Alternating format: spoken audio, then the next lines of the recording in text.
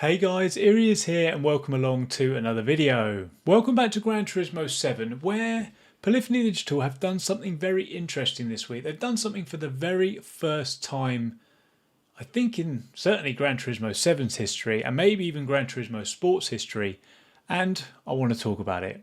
So what have they done? This week's Daily Race C is 12 laps at Le Mans.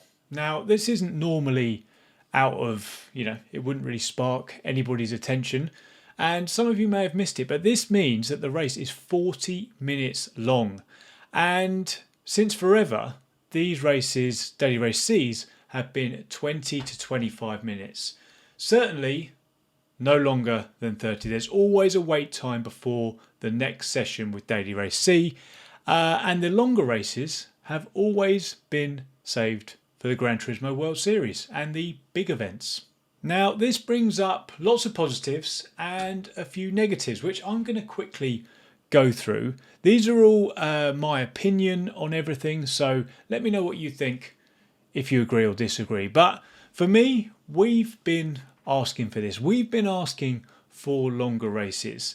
The 20-minute races, there's just a big wait after them before the next slot. It's a longer race. This one has strategy and potential. I don't know. Are they warming up for a Daily Race D? It certainly feels that way a little bit. And the most important thing and the best thing of all is it seems like they're listening to the community. Either that or it's an absolutely huge coincidence. Now, with the good, there's obviously some negatives that have come out of this one. And they've kept 30-minute sessions. So despite the race being 40 minutes, the slots and the races start every 30 minutes. And this brings a couple of issues.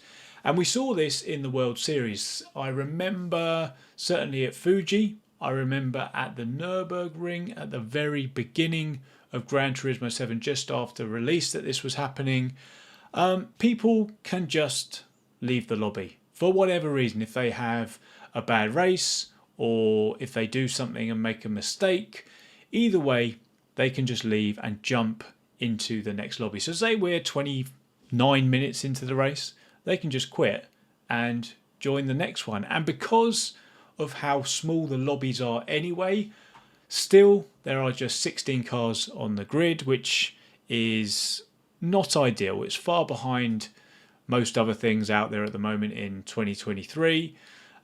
So the field gets absolutely decimated and a few people leave and you can end up with just 10 cars in a 40-minute race. Sort of like what we find with daily races A and B. So there are some good things, but there are also some bad things. So my view on balance is this. I think it's fantastic that there is some experimentation. There isn't always experimentation here on Gran Turismo, and historically it's been, I think, fair to say their way or the highway, and this shows real flexibility, which is great, giving us the longer races that we want.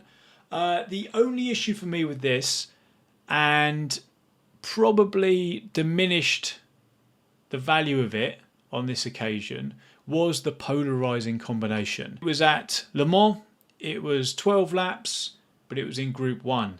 And in that class, the older cars dominate. So your 787Bs, your Nissan R92s, your Saubers, they dominate. And they're not everybody's cup of tea because they're old cars with just absolutely massive, great turbos. So they're pretty hard to control, and lots of people don't enjoy them. So what that leads to is less people in the lobby, the skills gap is larger, and you can often find, and I've seen in my experience of these races, kind of lonely sort of races really. There isn't really too much. The field really spreads out, which is a little disappointing because if it was on a more popular track, there'd be more people, therefore the splits would be closer together and we probably get a better idea of what these 40-minute longer races could be. Hopefully they do this again and it's not a one-off. at, as I say, maybe a more popular track, so we can see the true value of this. But overall, A+ for experimentation. Now, before I go, I thought I'd just give you my view on what I would personally do if I was making the decisions. I would make the slots 1 hour so that people can't quit and join the next one with like 75% of the race gone or anything like that. I would also ramp up the consequences for quitting a race. Drop somebody down in sportsmanship racing or drop them down in driver rating to a point that means that they don't really want to do it. At the moment, you can just, you can be an A+ S driver. You could quit a race and you'd still be an A+ S driver. If you quit a race, you went down to a B S driver and were in lower lobbies, then that may be a bit more of a detriment and make people more inclined to stay in the race and keep those small fields anyway as packed as possible. I would also do it at a Spa. I would do it at a Bathurst. I would do it at a Road Atlanta, at one of these really, really popular tracks to guarantee the numbers turning out for them. And finally, I think you know that this is coming, I would add quali. If it's a 40-minute race and it's an hour-long slot, just like we do in Gran Turismo World Series and all these other large events, we have time for a qualification session. It doesn't really matter how long, but I just think quali really, really spices things up versus the monotonous, in my opinion, time trial. Let me know what you think of this one, guys. Let me know what you think of the moves that they've made this week. And also let me know what you think of this video in terms of like an opinion piece.